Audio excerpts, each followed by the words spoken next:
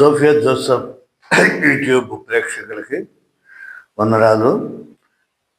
పరిశుద్ధుల ఆదర్శ జీవితాల్లో మదర్ తెరేసా గురించి మీకు తెలియజేస్తున్నాను. ఈ కొద్దిగా గ్యాప్ వచ్చింది, దానికి చింతిస్తున్నాను. ఇప్పుడు దీన్ని కంటిన్యూ చేస్తున్నాను. మదర్ తెరేసా ప్రతి ప్రాణిలోనూ క్రీస్తు ప్రభువుని చూస్తుంది. ఆమెకు క్రీస్తు ప్రభువు కనిపిస్తూ ఉంటాడు ప్రతి జీవిలో, ప్రతి ప్రాణిలో కూడా. దీనుడు ఆకలితో ఉన్నప్పుడు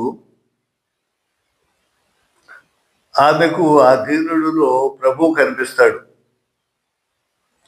తర్వాత ఎవరైనా జబ్బుపడి ఉంటే అతనిలో క్రీస్తు ప్రభు కనిపించి అతనికి సేవ చేస్తుంది. వారికి చేసే సేవే ప్రభు సేవగా ఈవిడ భావిస్తుంది అన్నమాట. దాన్నే అంటారు మానవ సేవే మాధవ సేవ అని. మాధవుడు అంటే దేవుడు, భగవంతుడు, క్రీస్తు భగవానుడు.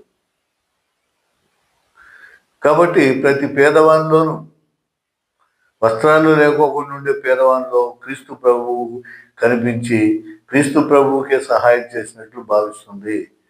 హాస్పిటల్లో ఉన్న వారిని పరామర్శించినప్పుడు క్రీస్తు ప్రభువుకే సేవ చేసినట్లు భావిస్తుంది.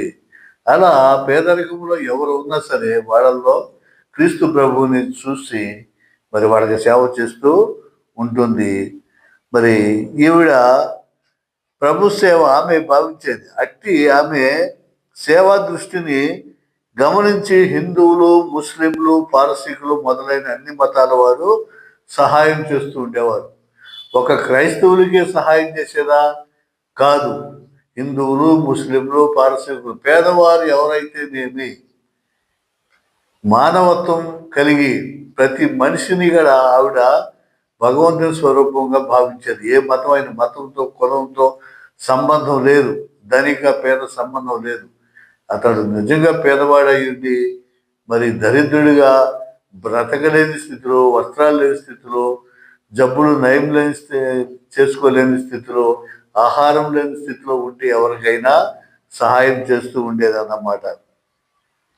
ఏ పని చేసినా అది క్రీస్తు ప్రభు ఆజ్ఞగా భావించేది. ప్రభువే నన్ను చేయమంటున్నాడు, ఆయన ఆజ్ఞ ఇదని భావించేది. ప్రతినిత్యం తెరేసా ఇలా ప్రార్థన చేస్తూ ఉండేది. భగవంతుడా, నన్ను నీ శాంతికి కాలువగా మార్చి ద్వేషంతో ఉన్న చోటుకు ప్రేమ రూపంలోనూ, విరోధం ఉన్న చోటుకు ఐక్యమత్యం రూపంలోనూ, నిరాశ ఉన్న చోటుకు ఆశ రూపంలోనూ, చీకటి ఉన్న చోటుకు కాంతి రూపంలోనూ, విచారం ఉన్న చోటుకు ఆనంద రూపంలోనూ ప్రవహించని అని ఆవిడ ప్రతినిత్యము క్రీస్తు ప్రభువుని ప్రార్థన చేస్తూ ఉండేది. ఆమె అనుయాయులు అంటే ఆమెను అనుసరించే సేవకులు కూడా స్త్రీలు వారు కత్తిరించడానికి కానీ, కలరా రోగుల బట్టలు, ఎయిడ్స్ రోగుల బట్టలు ఉతకడానికి కానీ, వారికి సేవలు చేయటానికి కానీ ఏమాత్రము సంకోచించరు. మరి రోగులకు వచ్చి ఉన్నటువంటి వస్త్రాలు ఉతకటానికి కలరా వచ్చిన వాళ్ళు ఉంటారు. విరోచనాలు చేసుకుని బట్టలన్నీ పాడు చేసుకుని పుండ్లు చీము కారిపోయి ఆ చీము బట్టలు కట్టుకునే వాళ్ళు ఉంటారు. వామిటింగ్ చేసుకునే వాళ్ళు ఉంటారు. అలాగే ఎయిడ్స్ పేషెంట్స్ ఉంటారు. ఎవరైనా సరే అసలు సేదరించుకోకుండా, చికాకు పడకుండా వాళ్ళని శుభ్రంగా స్నానం చేయించడం, బట్టలు ఉతకటం, మరి వారికి తలలు దూవటం, ఇవన్నీ కూడా చేస్తూ ఉండేవాళ్ళు. సంకోచించేవాడు కాదు. 1971లో బంగ్లాదేశ్ నుండి శరణార్థులు వచ్చి పడ్డారు. బంగ్లాదేశ్ నుంచి 71లో శరణార్థులు వచ్చారు. ఎందరో యువతలు పాకిస్తాన్ పురుషుల దురాఘాతలకు బలైపోయి వారినందరినీ ఆదరించింది. 1977లో కృష్ణా జిల్లా దివితాలకు ఉప్పెనలో హతశేషులైన దీనులకు ఆమె ఎంతో అండగా నిలిచింది. మదర్ ఎవరిని ఎప్పుడూ నొప్పించలేదు. 1971లో మరి బంగ్లాదేశ్ వారు వస్తే వాళ్ళని ఆదరించింది. 1977 ఉప్పిన వచ్చింది, మచిలీపట్నంలో పెద్ద ఉప్పిన వచ్చింది. ఆ ఉప్పినిలో ఎంతో మంది చనిపోయారు. నేను ఆ ఉప్పిని కళ్ళారా చూశాను నేను. ఎందుకంటే నోబెల్ కాలేజీలో నేను ఇంటర్మీడియట్ చదువుతున్న ఆ టైంలో. ఇంటర్మీడియట్ చదువుతా హాస్టల్లో ఉన్న పెరంగిదిబ్బ రైల్వే స్టేషన్ దగ్గర, బందరు రైల్వే స్టేషన్ దగ్గర పెరంగిదిబ్బ అని ఉండేది. అక్కడ గవర్నమెంట్ హాస్టల్ ఉండేది, 3 అంతస్తుల బిల్డింగ్. ఆ బిల్డింగ్లో ఉండి చదువుకుంటున్నాం మేము ఆ రోజుల్లో ఉప్పిని వచ్చినప్పుడు. ఆ 3వ అంతస్తు వరకు నీళ్ళు వచ్చేసింది. మరి సముద్రంలో పెద్ద వెలుగు, గొప్ప మంట వచ్చింది. పెద్ద పెద్ద పడవలు కొట్టుకొచ్చింది. తాడి చెట్ల మీద, ఈత చెట్ల మీద మరి శవాలు ఉన్నాయి. కరెంటు స్తంభాలను పట్టుకుని ఉన్నాయి. పశువులు కొట్టుకొచ్చేసినాయి. బాతులు అయితే చచ్చిపోకుండా తేలుతూ ఉన్నాయి. మరి ఎక్కడ చూసినా శవాలు, గుట్టలు గుట్టలు గుట్టలు గుట్టలు. పెద్ద పెద్ద పడవలు బందరకోట నుంచి కొట్టుకొచ్చేసాయి. అది మరి మహాభయంకరమైనటువంటి రాత్రి అన్నమాట. రాత్రి రోజు 9వ తారీఖు అంత భయంకరమైనటువంటి దివిసీమ తుఫాన్లో మదర్ తెరేసా మరి చనిపోయిగా మిగిలినటువంటి శేష జీవులను, అంటే తల్లిదండ్రులు చచ్చిపోయిన వాళ్ళు, మరి భర్తలు చచ్చిపోయితే భార్యలు మిగిలారు, భార్యలు చనిపోతే భర్తలు మిగిలారు, బంధువులు, ఇలా చెట్టుకొకడు పుట్టుకొకడు సజీవంగా ఉన్నటువంటి వారిని అందరినీ కూడా ఈవిడ కాచి కాపాడి వాళ్ళకి భోజన సదుపాయాలు, వసతి సదుపాయాలన్నీ చేసి వాళ్ళని సంరక్షించింది మదర్ తెరేస్. ఇంకా ఈవిలో ఎంత గొప్ప గుణం అంటే ఎవరిని నొప్పించదు. ఎంత పెద్ద తప్పు చేసినా వాళ్ళని క్షమాగుణం, క్షమించేదన్నమాట.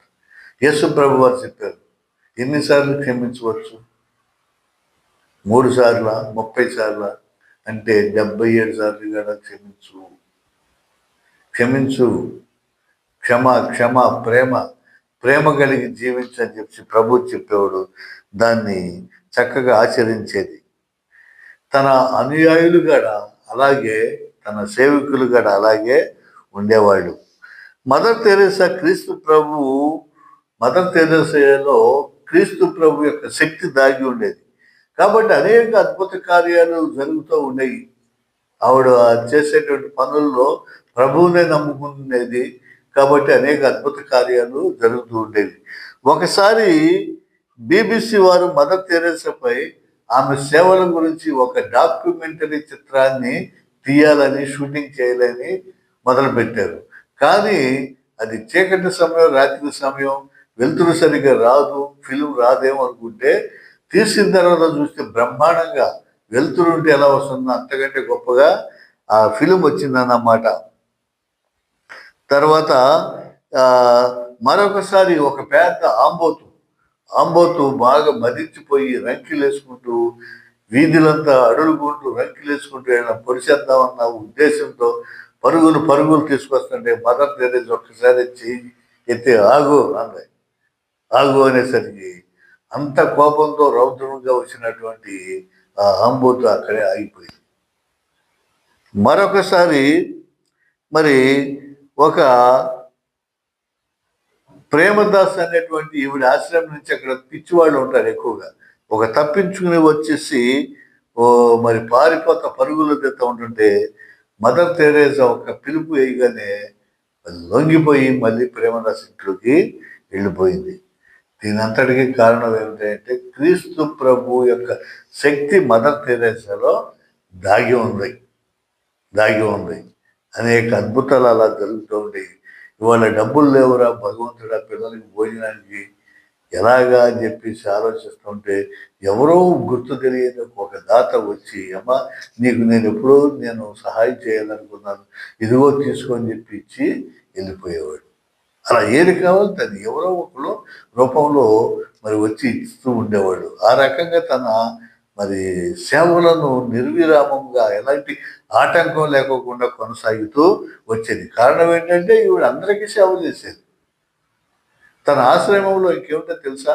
తన ఆశ్రమంలో రకరకాల మతాల వాళ్ళు, కులాల వాళ్ళు ఉంటే మీరు భోజనం చేసి మీ ఇష్ట దైవాలను ప్రార్థన చేసుకోండి.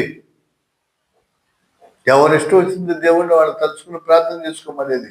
అంతేగాని క్రీస్తు ప్రభువునే ప్రార్థన చేయండి, ఈయన్నే వేడుకోండి అని చెప్పేసి బలవంతం ఎవరిని చేసేది కాదు. అంతేకాకుండా బట్టలు లేని వాళ్ళకి బట్టలు ఇచ్చినా, డబ్బులు లేని వాళ్ళకి డబ్బులు ఇచ్చినా, గృహాలు లేని వాళ్ళకి సహాయం చేసినా, వారందరినీ కూడా మతం మారండి, క్రీస్తు ప్రభువులో రండి, నమ్ముకోండి అని చెప్పి పొరపాటున గట్టి తన నోటంట మాట వచ్చేది కాదు, చెప్పేది కాదు. నేను సహాయం చేస్తున్నా అంతే అని చెప్పి అంతవరకు సహాయం చేసేది. అంత గొప్ప గుణం ఉందన్నమాట. అందుకనే ఈవిడికి మరి ప్రపంచ ప్రపంచ తల్లిగా, మదర్ తెరేసాగా మరి వచ్చి ప్రపంచం అంతా గుర్తించి అనేక బిరుదులు ఇచ్చారన్నమాట. ఈవిడికి చాలామంది బిరుదులు ఇచ్చారు. చాలామంది మా దేశానికి రా మేము పౌరసత్వం ఇస్తామంటే ఒప్పుకోలే. లేదు, నాకు భారతదేశమే ప్రియమైన దేశం, నాకు నచ్చింది, ఇక్కడ ప్రజలు నచ్చారు, నేను ఇక్కడే ఉంటానని చెప్పేసి భారతదేశానికే ఇక్కడే అంకితం అయిపోయింది. అందుకనే భారతరత్న బిరుదు కూడా ఆవిడికి ఇచ్చారు. కేంద్ర ప్రభుత్వం ఏం చేస్తుందో తెలుసా? అప్పుడు శ్రీమతి ఇందిరాగాంధీ సత్కరించి, నువ్వు ఇండియా మొత్తం టికెట్ లేకోకుండా నువ్వు ట్రైన్లో వెళ్తావో, విమానంలో వెళ్తావో, దేంట్లో వెళ్తావో ఇష్టం, నువ్వు ఎక్కడికైనా స్వేచ్ఛగా టికెట్ లేకుండా తిరిగి రావచ్చు అని చెప్పి పాస్ రాసి ఇచ్చేసింది మరి ఇందిరాగాంధీ. మరి అంత గొప్ప సేవకురాలుగా గుర్తించబడింది. ఈ విధంగా దీనజన సేవా తత్పరతకు ప్రపంచమంతా ఆశ్చర్యపడింది. రోమ్ నగరంలో ఒక సేవా సంస్థను స్థాపించింది. ఎన్ని దేశాలు ఆమెకు పౌరసత్వం ఇస్తామని ఆహ్వానించిన ఆమె భారతదేశాన్ని వదిలి రానన్నది. భారతదేశం, భారత ప్రజల యొక్క ప్రేమ, ఆప్యాయత, దైవభక్తి ఆమెను ఆకర్షించాయి. విడుదల కోసం, పేరు ప్రఖ్యాతుల కోసం ఆమె ఎన్నడూ ప్రయత్నించలేదు. అయినా ఆమె సేవను యావత్ ప్రపంచం గుర్తించింది. సేవ చేస్తూ ఫోటోలకు పోజులు ఇచ్చేది కాదు, బిరుదుల కోసం ప్రయత్నం చేసేది కాదు, అలాంటి అసలు ఇష్టం ఉండేదే కాదు. అయినా కానీ ప్రపంచం అంతా కూడా ఆవిడ సేవలను గుర్తించింది. 1962 సంవత్సరంలో మదర్ తెరేసాకు భారతదేశం పద్మశ్రీ బిరుదును ఇచ్చింది.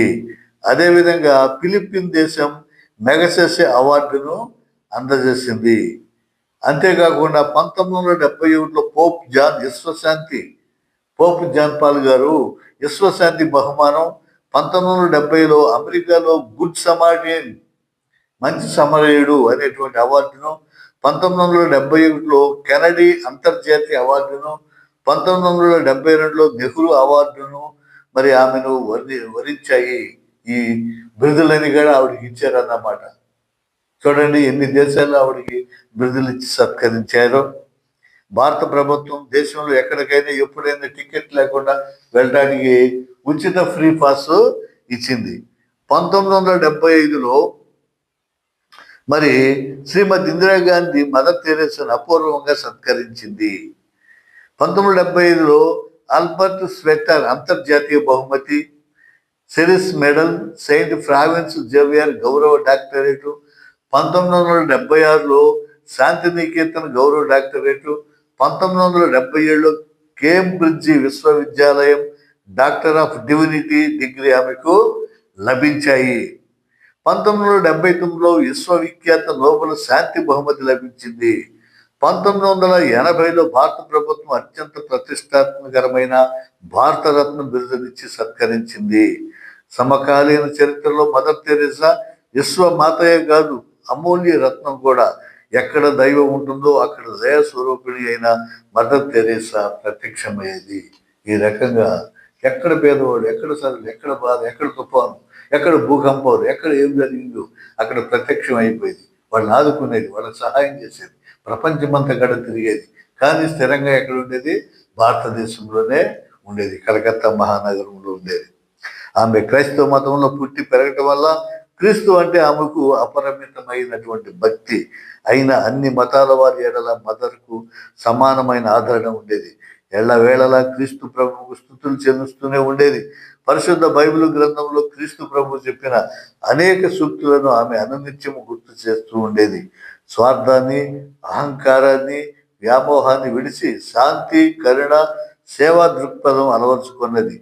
దేవుని పట్ల నిర్లక్ష్యం సహించేది కాదు, దేవుణ్ణి విస్మరిస్తే సహించేది కాదు.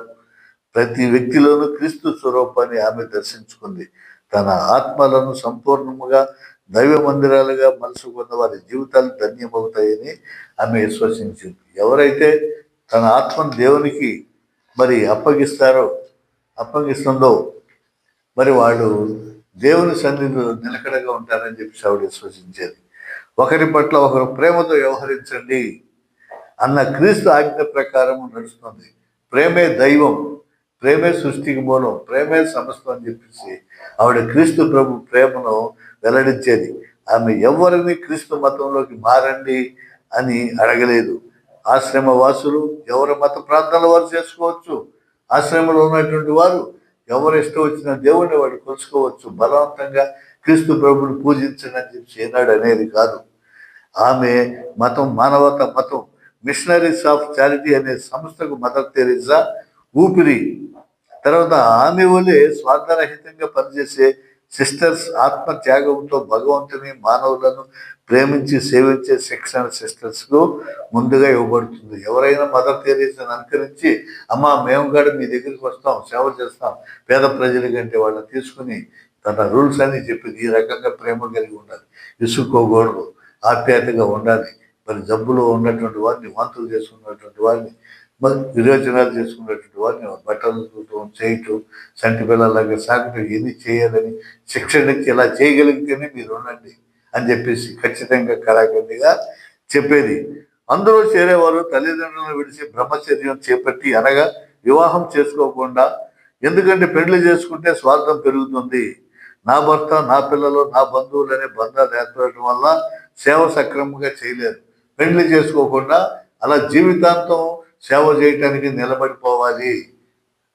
స్వార్థం ఉండకూడదు. ఎందుకంటే పెళ్లి చేసుకున్న కానీ పిల్లలు, స్వార్థం, ఇల్లు, వాగిలి, డబ్బు, ధనం, ఈ స్వార్థాలు పెరుగుతాయి కాబట్టి ఈ సరైనటువంటి సేవ వాళ్ళు చేయలేరు. కాబట్టి పెళ్లి లేకోకుండా జీవితాంతము మరి క్రీస్తు ప్రభువుకి ప్రేమకు అంకితం అయిపోయి పేద ప్రజలకు సేవ చేయగలిగితేనే తనతో ఉండండి అని చెప్పేది. అందువల్ల వారు ఎక్కడికి ఏ ప్రాంతానికి వెళ్ళినా జత బట్టలు, ఒక సంచి మాత్రమే వారి ఆస్తిపాస్తులు. ఇలా ప్రతి 3 సంవత్సరాలకి 5 సంవత్సరాలకి ట్రాన్స్ఫర్లు, సేవా సంస్థలు ఒక చోట నుంచి హైదరాబాద్ నుంచి గుంటూరు నుంచి విజయవాడ, విజయవాడ నుంచి వైజాగ్, ఇలా మొత్తం అనేక చోట్లకి ట్రాన్స్ఫర్లు చేస్తూ ఉంటారు. చేసినప్పుడు వీళ్ళ ఆస్తిపాస్తులు ఏంటంటే మెడక తగిలించుకునేటువంటి, సంకగా తగిలించుకునేటువంటి ఒక సంచి, ఒక జత బట్టలు, మరి ఇవే ఉంటాయి. అంతకు మించి వాళ్ళ ఆస్తిపాస్తులు ఏమే ఉండవు. ఎక్కడికి వెళ్తే అక్కడ వాళ్ళకి భోజనం ఉచితంగానే పెడతారు, మంచాలు ఉంటాయి, పడుకోవటానికి అన్ని వసతులు అక్కడ ఏర్పాటు చేస్తారు. వీళ్ళ బట్టలు మాత్రమే వీళ్ళు తీసుకెళ్లాల్సి ఉండేదన్నమాట. దైవాధీనత, విశ్వాసం, మనోల్లాసం అనే వాటిని సేవ చేసేవారు అలవర్చుకోవాలి. శిక్షణ కాలం పూర్తి కాగానే ప్రతిన తీసుకుని సేవకు ఉపక్రమించాలి. ఇలా ఉపక్రమించిన దైవ బిడ్డలే మదర్ ఆశయాన్ని కొనసాగించే వ్యక్తులు. కాబట్టి తన దగ్గరికి వచ్చే సేవకులందరికీ కూడా మదర్ తెరేసా యొక్క అనుయాయులందరూ కూడా మదర్ తెరేసా వారిని త్యాగధనుల జీవితాన్ని త్యాగం చేసి పేద ప్రజల కోసం జీవించే వాళ్ళలాగా ఉండాలి. అలా ఉంటేనే సేవలకి పాత్రలు అవుతారని చెప్పేసి మరి బోధించేది. ఇప్పటికీ చూడండి, నన్స్ ఉంటారు, సిస్టర్స్ అంటారు వాళ్ళు. కొంతమంది చీరలు కట్టుకుంటారు, అంటే వాళ్ళకి కాంగ్రిగేషన్స్ ఉంటాయి, సంస్థలు ఉంటాయి అన్నమాట. దేవుడికి సంబంధించిన వాళ్ళు కొంతమంది తెల్లటి దుస్తులు పైనుంచి కిందకి అంగీలు వేసుకుంటారు, కొంతమంది చీరలు కట్టుకుంటారు, నుదురు వరకు పెట్టారు లేక కట్టుకొని.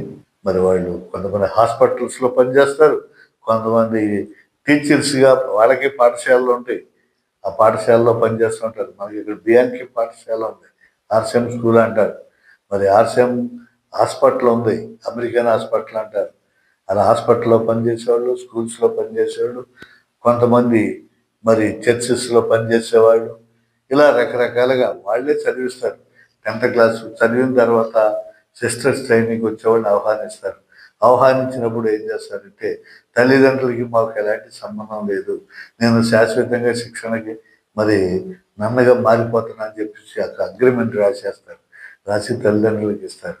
ఇక వాళ్ళకి వీళ్ళకి సంబంధాలు, వాళ్ళ ఆస్తులు కానీ పాస్తులు కానీ ఈడు సంపాదించి వాడికి ఇవ్వటం కానీ, స్వదాగా ఉన్న ఆస్తులు ఈడు తీసుకోవటం కానీ, ఇలాంటి సంబంధాలు ఏమి లేకోకుండా వాళ్ళు తీసుకెళ్ళిపోయి 10th నుంచి ఇంటర్మీడియట్, డిగ్రీ, ఎంబీబీఎస్ ఏమి చదివితే అది వాళ్ళు ఉచితంగానే చదివిస్తారు, నేర్పిస్తారు, సేవా విధానాన్ని నేర్పిస్తారు. అలా సేవకులుగా మారిన తర్వాత మాట పట్టు తీసుకుంటారు. లాస్ట్ టైంలో అంత అయిపోయాక మరి పెళ్లి చేసుకుంటావా, ఈ జీవితాన్ని కొనసాగిస్తావా, లాస్ట్ అండ్ ఫైనల్ మాట పట్టి మన అడుగుతారు. ఆ మాట పట్టు మరి తీసుకున్న తర్వాత వీళ్ళు సేవకులుగా మారిపోతారు. లేదు ఇది నేను చేయలేను, ఈ చప్పిడి అన్నం, చప్పిడి కూర, ఈ రూల్స్ ఇవన్నీ ఈడ ఎన్ని పనులు నేను చేయలేను, నేను వెళ్ళిపోతాను, ఇంటికి పెళ్లి చేసుకుంటానంటే సంతోషంగా కొంత డబ్బులు కూడా ఇచ్చి పంపిస్తారు. అలా జీవితాంతం నిరంతరంగా ఉండేటువంటి వారిని సేవకులుగా ఉంచుతారు. అలాగే ఫాదర్స్ని కూడా అలాగే ఉంచుతారు, చేస్తారు అన్నమాట. కాబట్టి ఈ రకంగా మదర్ తెరీసా విశ్వమాత విశ్వమాత అని చెప్పేసి పేరు పొందింది. మిగతాది వచ్చే పాఠంలో చెప్తాను. నమస్కారం.